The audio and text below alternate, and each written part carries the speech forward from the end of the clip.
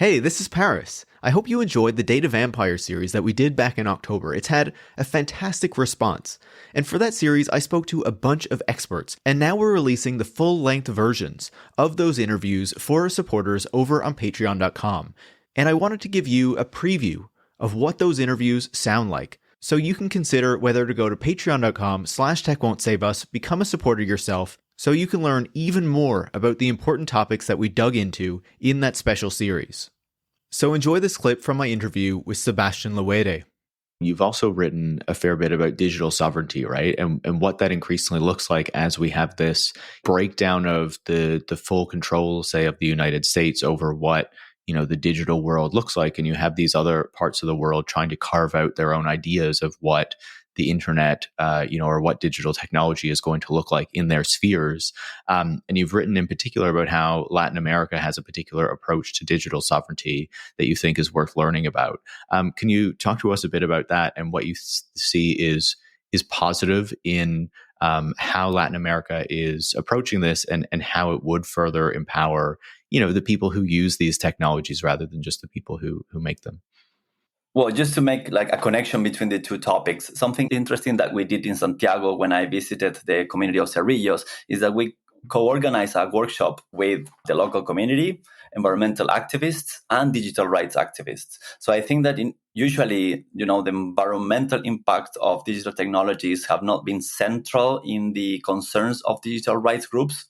I personally think that that's particularly concerning when it comes to Latin America, considering that Latin America is not necessarily the main center of technology design in the world, right? But what the contribution, the role that Latin America has when it comes to within the value chain of technology is the provision of cheap labor, for example, through data labeling, or the provision of not thoroughly regulated land for the construction of data centers. So because of that, I thought that the environmental dimension should be key when it comes to digital rights in Latin America. Having said that, digital sovereignty is a quite controversial topic because there are so many different approaches. The dominant one, I think, when people mention digital sovereignty is the one that China has been following over the last, 3 decades or even more.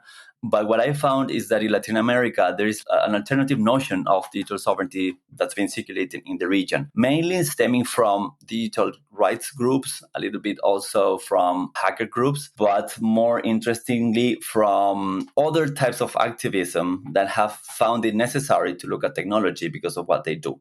Maybe the best example, for example, here is La Via Campesina. So La Via Campesina became famous in the 90s and the 2000s because they developed the concept of food sovereignty. So at that time, the UN and international organizations were mainly talking about food security. But under food security, you can have a completely privatized agriculture with patented seeds, with technologies used for agriculture that have owners, in Europe, in the US, and so on. So this group, La Via Campesina, developed the concept of food sovereignty. And more recently, they decided to also start thinking about technology sovereignty. Why? Because they also have to have control over the tools that they use when they do agriculture, for example. So this is something coming from a very kind of grassroots fashion from farmers who are not necessarily high-tech kind of experts or technical actors. So I really find that particularly exciting because it can provide like a completely different vision of how we understand digital sovereignty. And another characteristic of this notion of digital sovereignty that I identified in Latin America is that the environment is a super important aspect on it. So, for example, there is a digital rights group in Mexico called Surciendo, who developed an approach to understanding digital technologies based on permaculture of like basically communities organizing agriculture in a way that's sustainable for the community and that respects sovereignty as well. So Surciendo, this NGO basically, or this community, published this report on how to think about technology from this perspective. And I found that very, very original. I think it would have been a very good PhD thesis, in like Europe or in other places, but it's coming from the community, from an NGO, out of their concern over the environmental impact of technology.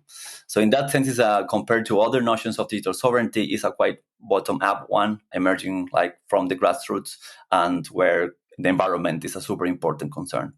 This doesn't mean that similar concepts are not emerging in other contexts, right? So every time I present about this in Europe, Europeans tell me, but digital rights are also so important here, blah, blah, blah. I think it might be the case, but what I'm trying to emphasize here is that this particular understanding of digital sovereignty coming from Latin America has some specific emphasis or, focuses that are not necessarily the same as what I've seen in other regions. If you found that clip intriguing, go to patreon.com/techwon'tsaveuss where you can become a supporter, support the work that goes into making the show, and get the full-length version of that interview. Thanks so much.